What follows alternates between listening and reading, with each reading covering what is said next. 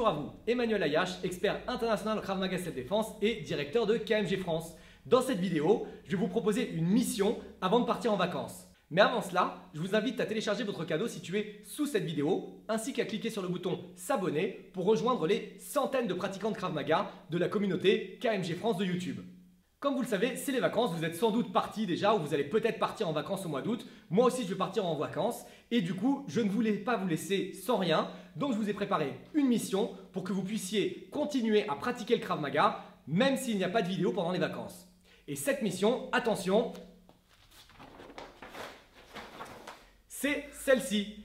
Il s'agit d'un entraînement que vous pouvez réaliser partout ou alors que vous pouvez réaliser si vous avez simplement un sac de frappe à disposition. Grâce à cet entraînement, vous pourrez continuer à améliorer vos capacités, continuer à pratiquer votre Krav Maga et continuer à pouvoir développer votre condition physique et revenir à la rentrée en pleine forme pour pouvoir continuer dans votre club de Krav Maga. Alors, il s'agit d'un entraînement qui est composé de la façon suivante. La première minute, vous allez être au sac de frappe. Sur le sac de frappe, vous travaillez non-stop, pieds, poings, coudes, genoux, tête, toutes les percussions que vous connaissez sur un sac de frappe. Si vous n'avez pas de sac de frappe, vous faites la même chose mais en shadow, c'est-à-dire dans le vide. C'est une minute de frappe.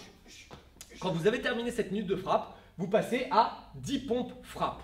Les pompes frappe, c'est une pompe dans laquelle vous allez ajouter une percussion avec les poings à chaque phase de remontée et donc un appui avec une seule main au sol lorsque vous frappez avec la main. Une fois que vous avez fini vos 10 pompes, c'est-à-dire 5 avec le poing gauche et 5 avec le poing droit, à chaque fois vous alternez, vous reprenez le sac pour une minute.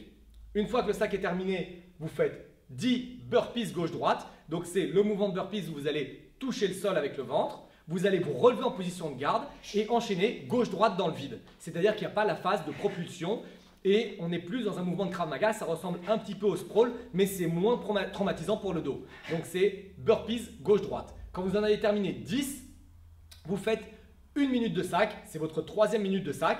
Et une fois que vous avez terminé ça, vous finissez par 10 squats avec un coup de pied direct à chaque fois que vous finissez le squat. En fonction de votre condition physique, vous faites le coup de pied direct au niveau des parties génitales, au niveau du ventre et le mieux, c'est au niveau du visage. Maintenant, vous pouvez vous poser une question. Combien de fois vous allez réaliser ce circuit? Eh bien, ma réponse est pour les débutants, faites 5 circuits. 5 circuits pour les débutants, montez à 7 pour les intermédiaires et si vous avez une bonne forme ou vous voulez vous préparer de façon optimale pour la rentrée, montez jusqu'à 10 rounds. C'est-à-dire vous allez faire ce circuit 10 fois d'affilée. Est-ce qu'il y a des pauses et des temps de repos? Non. Quand est-ce que vous vous reposez? Quand vous le voulez, mais l'idée c'est continuer et enchaîner.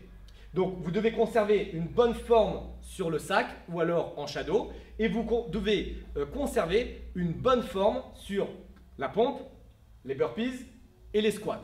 À chaque fois, conservez en tête, est-ce que votre pompe est efficace? Est-ce que votre frappe est efficace? Est-ce que quand vous touchez le sol ici, vous vous écrasez violemment au sol ou vous êtes en contrôle? Donc là, pour le burpees gauche-droite, vous pouvez simuler ou réfléchir à quelqu'un qui essaie de vous attraper les jambes. Donc vous descendez au sol. Et pour les squats frappe, pareil. Est-ce que votre coup de pied direct est efficace? Est-ce que vous avez les mains en garde, etc., etc. Bien sûr, sur le sac, toutes les techniques doivent être nickel. Voilà, c'est votre travail pour cet été. Ce que j'attends de vous, c'est de lire dans les commentaires qui se trouvent sous cette vidéo combien de rounds vous avez fait et surtout comment est-ce que vous avez vécu un petit peu cet entraînement. Est-ce que c'était hyper facile ou est-ce que c'était un challenge ou est-ce que c'était la mort et vraiment vous avez souffert pendant tout l'entraînement? C'est maintenant à vous. Vous pouvez, si vous regardez cette vidéo en journée, pratiquer maintenant cet entraînement ou vous pouvez le pratiquer demain, mais ne le remettez pas à plus tard. Faites-le, soyez dans l'action. Même si c'est l'été, même si on se repose, on continue à s'entraîner, on continue à pratiquer et ça vous fera le plus grand bien. Pour ma part, je vous retrouve à la rentrée. Je suis en train de préparer une tonne de vidéos pour vous. Pour ma part, je vous souhaite d'excellentes vacances. N'oubliez pas de partager la vidéo, liker la vidéo, commenter la vidéo et je vous retrouve à la rentrée en pleine forme. Au revoir, à bientôt.